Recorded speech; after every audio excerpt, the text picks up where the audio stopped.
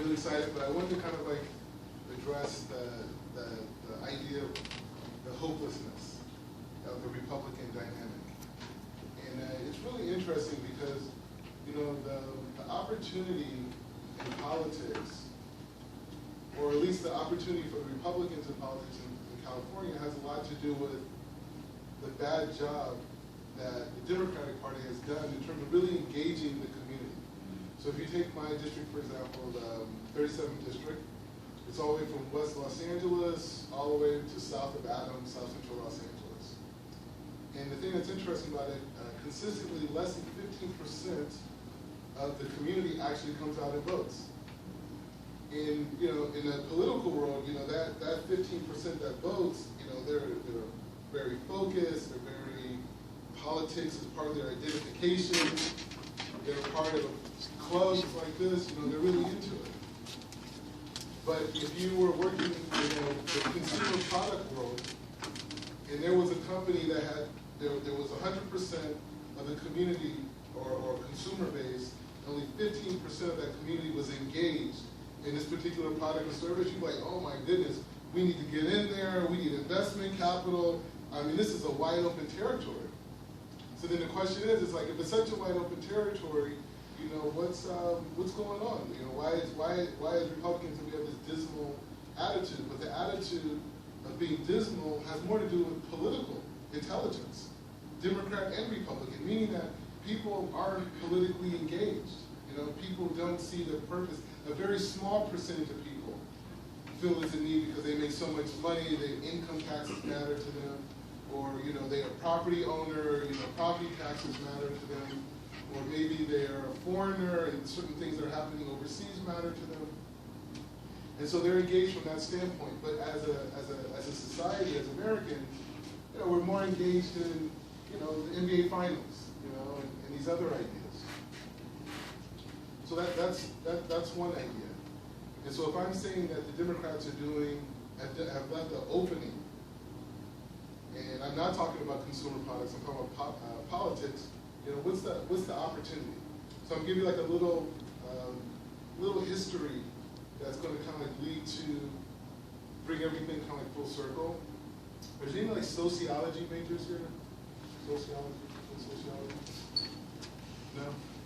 Okay, because I want to make sure I'm accurate. So you can consider the 18th century, would that be considered like the agriculture age? 18th century? You guys agree with that? Okay. Prior to the Industrial Revolution? Yeah. Okay, so 18th century. So 18th century, agriculture age, farms, everybody's doing farms, shipping crops. We have all these like, farm-based ideas. I think John Adams was the main guy at the time. And so we go to the 19th century, which is, the farms going into the factories, machines come in the world and really like change everything. And so, we go from, crops to taking those crops and turning them into other things and mass producing them and shipping them all over the world. And then you evolve to the 20th century, which is what they call like the information age, which was when the factories turned into corporate offices and this idea of computers came in the world. And this leads us to where we're at now. We were just in the information age where there's computers and maybe even say, the internet world was a part of that. But now we're in what many economists are calling the 21st century, which is the conceptual age, or the idea-based economy. And so what does that mean? If information age was computers, and Industrial Revolution was about machines, and so what's this idea-based economy, and how does that connect to being a Republican? How does that connect to making our society more politically intelligent? And it's pretty simple. The idea-based economy, the idea-based economy is based around the ability, or better way to explain it. In the agriculture age, if you wanted coffee, you had coffee beans, right? You had coffee beans. You would, have it in your house. Oh, you had coffee. It was in the house. And you could say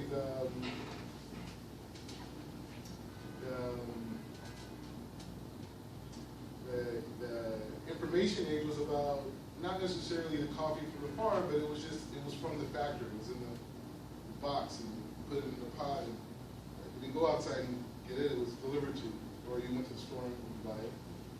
And then you could say the information age was about, going to the restaurant and getting the coffee. Getting the coffee, you go to the restaurant, you're not getting it from the farm anymore, you're not getting it strictly from the store. Now you're going to the diner, you're getting it that way. But in this era, we have Starbucks. So what's the difference between Starbucks and going to the diner? The diner says, here's a hot cup of coffee. Starbucks says, here's a concept around the coffee. Here is, super capitalist, type of coffee, or here's Christmas tree coffee, or here's Easter egg coffee, or you want to find your soulmate coffee, all those different ideas. But you get them, but it's a concept. So that's reflective of this era that we're in today, which is, it's not necessarily about the information, it's about how you're able to articulate the information. It's not necessarily about the service, it's about how you articulate the service.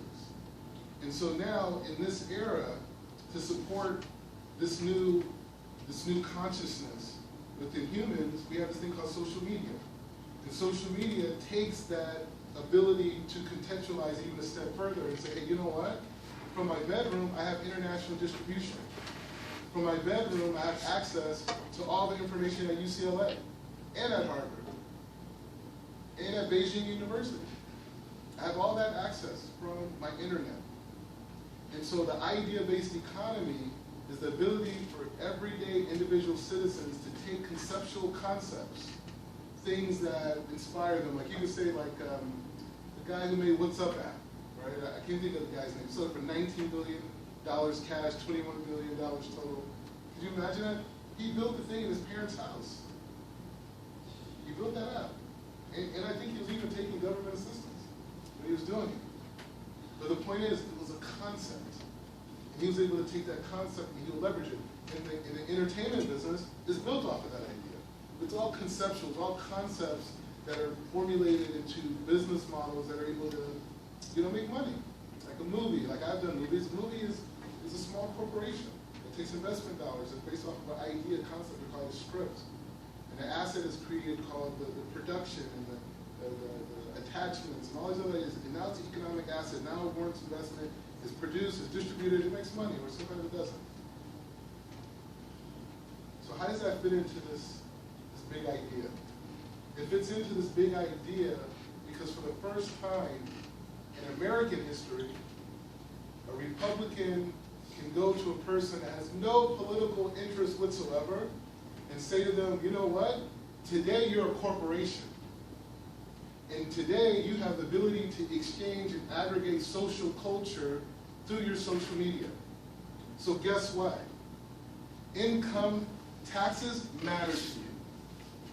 Corporate taxes matter to you. Import-export taxes matter to you.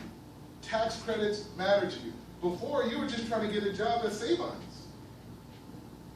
You were trying to get a job at Winchell's. You were trying to, you were just hanging out with the homies and you guys are just doing music and having fun. But now we're saying that these are all assets that can be exchanged all over the world. So how do we get to a place where we're able to take the social innovator in our community that can aggregate what they're doing through social media, and how do we turn that person into a business person? How do we take all the high school dropouts from the age of 18 to 26 that are completely disengaged from the workforce? They're not even in the McDonald's. They're completely disengaged, and a lot of them go to crime. But most of the social innovation, especially from our inner city, I'm in the 37th district, South Central is there. I mean, how many things have come out of South Central? How many types of cultures, how many types of music, how many types of fashions have come out? How many billions of dollars from music and movies? How many? And how much has that community benefited from that? And even to take it a step further, not just African Americans, creative people, period, have not been able to take advantage of their intellectual property, the things that they've created. They make something great and they run to a corporation and say, hey, corporation, you think it's great, right? Okay, we'll take 95% of it, own the copyrights, own the masters. I'm never going to see another dime, but hey, guess what? You put me on your poster and I feel good about that. Why there's people making money and their grandkids are going to college on James Brown's publishing right now. Not his family, not his community, not the elementary school.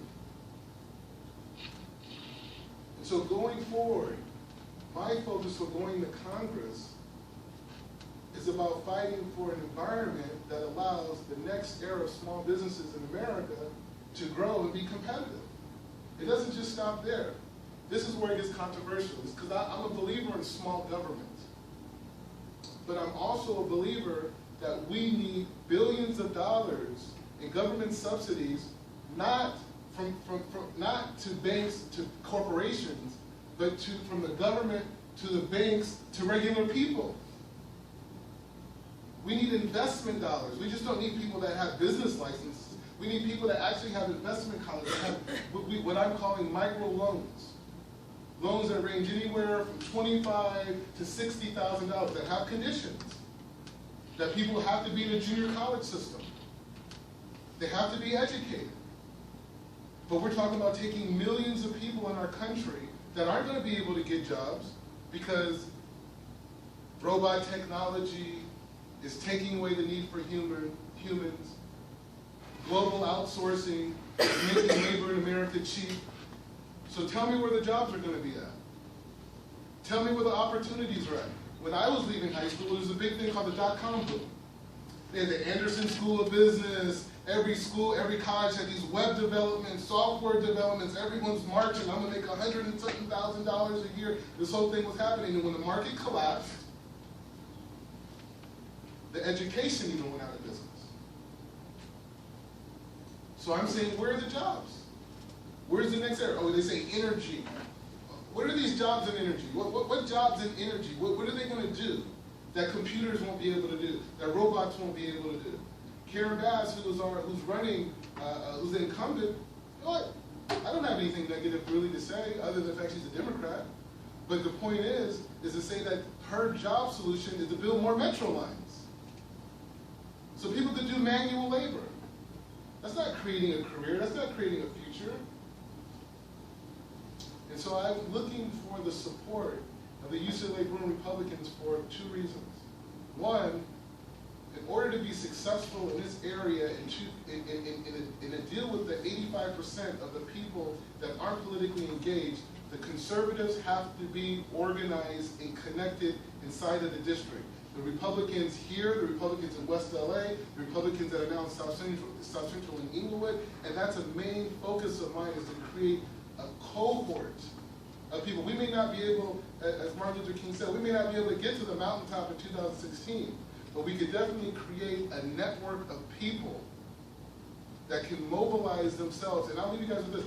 This is, most people, if you Google me, you'll see like, oh, you know, I created this concept called the jerkin movement and the concept of the skinny jeans movement. You guys may be too old for it or too young for it, one or two, but the point is that the concept underneath it was taking the idea of community organizing, going to existing culture, organizing that existing culture, taking those people who organize that network.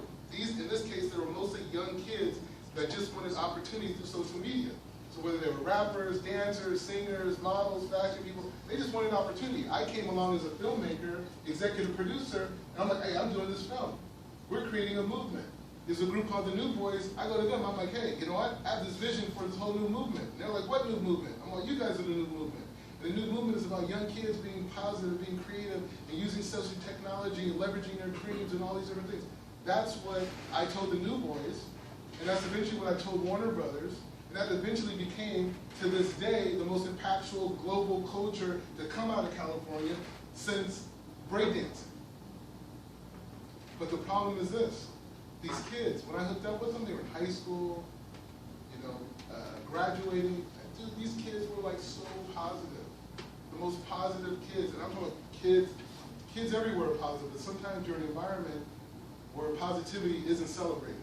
So some of these kids live in Compton and Watts and certain places in Long Beach where positivity isn't celebrated, to the point when they would have parties, the gang members would come to their parties and just start punching the kids for doing positive parties. But this is what happened to them.